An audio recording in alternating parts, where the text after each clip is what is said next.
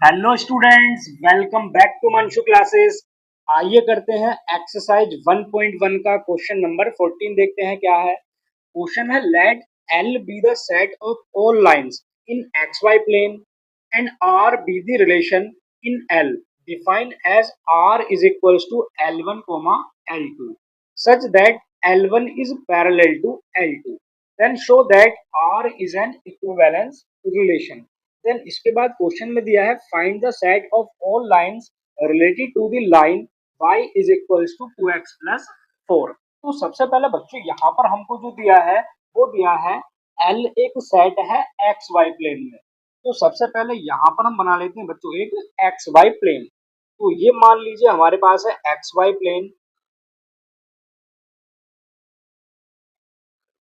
जहां पर ये है बच्चों एक्स एक्सिस और ये है वाई एक्सिस।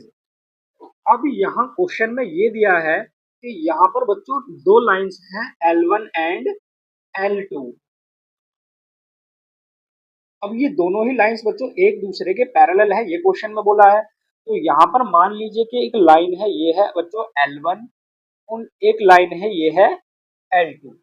ये दोनों एक दूसरे के पैरेलल हैं। तो ये लाइन होगी L1 एंड ये लाइन हो जाएगी बच्चों L2, जो कि एक दूसरे के पैरेलल है। तो रिलेशन हमको दिया गया है R, relation R is equals to L1, L2 such that L1 is parallel to L2। ये क्वेश्चन के अंदर हमको रिलेशन दिया है। अब इस रिलेशन से बच्चों क्या क्या ऑर्डर पेयर बन सकते हैं वो हम चेक करेंगे प्रीवियस क्वेश्चन की तरह। जैसा हमने क्वेश्चन नंबर 12 और क्वेश्चन नंबर 13 में हमने यहाँ पर ऑर्डर पेयर बनाए थे रिलेशन में, वैसे ही सेम टू सेम यहाँ पर भी बनेंगे। अब बच्चों ये फर्स्ट ऑर्डर हो जाएगा L1, L2 and L1, L1, या ये हो जाएगा बच्चों L2, L1, या फिर यहाँ पर ये बन जाएगा L2, L2।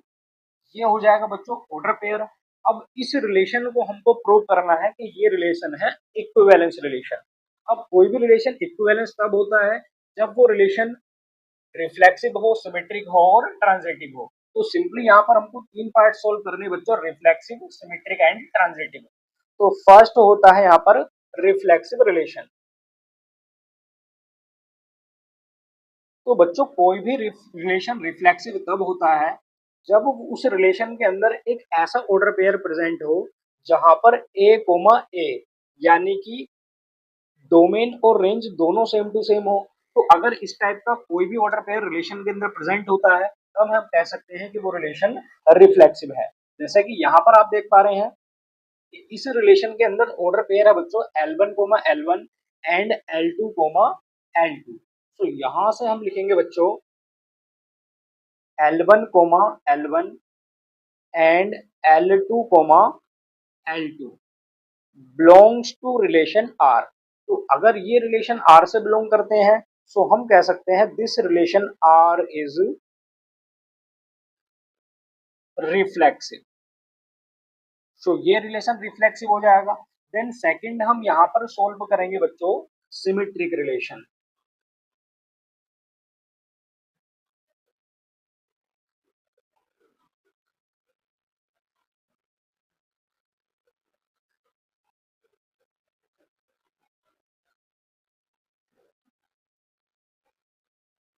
तो बच्चों कोई भी रिलेशन सिमेट्रिक तब होता है जब उस रिलेशन के अंदर कोई order pair A, B belong करता हो और इसका जस्ट अपोजिट B, A भी बच्चों रिलेशन R के अंदर बिलोंग करता हो। तो अगर ये कंडीशन सेटिस्फाई करता है रिलेशन, देन हम कह सकते हैं कि वो रिलेशन सिमेट्रिक है। तो जैसा कि यहाँ पर बच्चों एक ऑर्डर पेयर मैं पिक कर लेता हूँ L1, L2, ये रिलेशन R से बिलोंग करता है। तो इसका जो जस्ट अपोजिट होगा L2, L1, ये भी बच्चों रिलेशन R के अंदर प्रेजेंट है। जैसे कि आप देख पा रहे हैं यहाँ पर ये है L1, L2 और ये है बच्चों L2, L1, ये दोनों ही रिलेशन R के अंदर प्रेजेंट है। सो हम यहाँ से कह सकते हैं this relation is symmetric. So relation R is symmetry. Then इसके बाद थर्ड पॉइंट हम प्रूव करेंगे बच्चों यहाँ पर ट्रांजिटिव रिलेशन।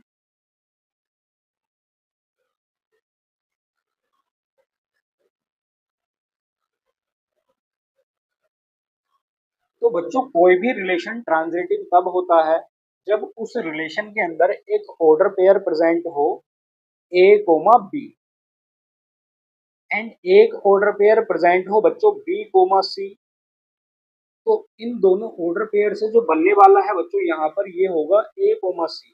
तो अगर ए कोमा सी भी रिलेशन आर के अंदर बिलोंग करता है देन हम कह सकते हैं कि वो रिलेशन हो जाएगा ट्रांजिटिव रिलेशन। तो आइए यहाँ पर हम देखते हैं, जैसे बच्चों मैं मान लो यहाँ से पिक कर लेता हूँ बच्चों एक order pair L1 coma L2। अब ये L1 कोमा L2 R से बिलोंग करता है और एक रिलेशन यहाँ पर हम एज्यूम करेंगे L2 कोमा L1, ये भी बच्चों R से बिलोंग करेगा। क्यों बिलोंग करेगा? क्योंकि L1 और L2 बच्चों इस टाइप की दो लाइंस थी जो कि आपस में पैरेलल थी। तो जब यहाँ से हम दूसरा ऑर्डर पेयर लेंगे L2 एंड L3 तो वो भी आपस में पैरेलल होंगी।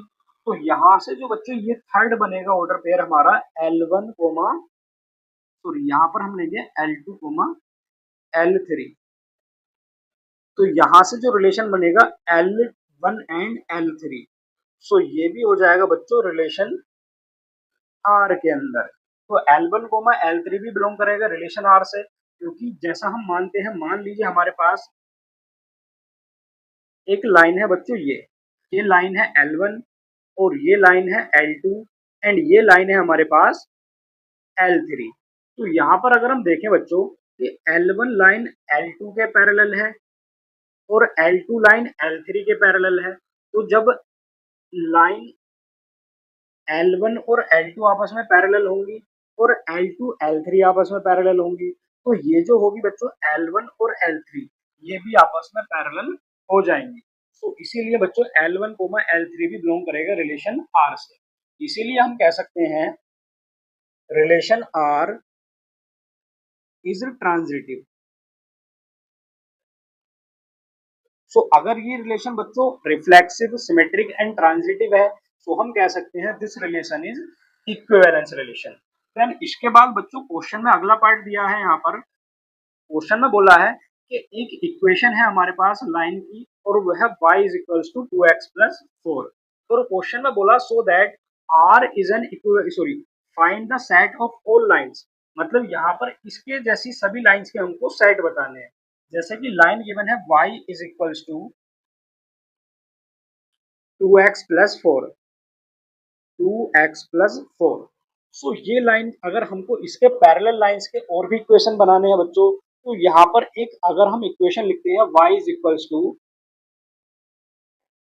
2x प्लस सी, और यहाँ पर हम c की वैल्यू कुछ भी पुट कर दें, जैसे 1 2 3 5 6 कुछ भी पुट कर देते हैं, तो वो जो इक्वेशन होगी बच्चों इस equation y is equals to 2x plus 4 के पैरेलल ही होगी। तो यहाँ पर इक्वेशन बन सकती है 2x plus 1, y is equals to 2x plus 2 and y is equals to 2x plus 3 as shown। तो इस टाइप की बहुत सारी इक्वेशंस के यहाँ पर हम सेट बना सकते हैं। आई होप आपको ये क्वेश्चन बच्चों बहुत अच्छे से क्लियर हो गया होगा। अगर आपको कोई भी डाउट लगता है तो आप मुझे कमेंट सेक्शन में बता सकते हैं, जिसका मैं आपको फुल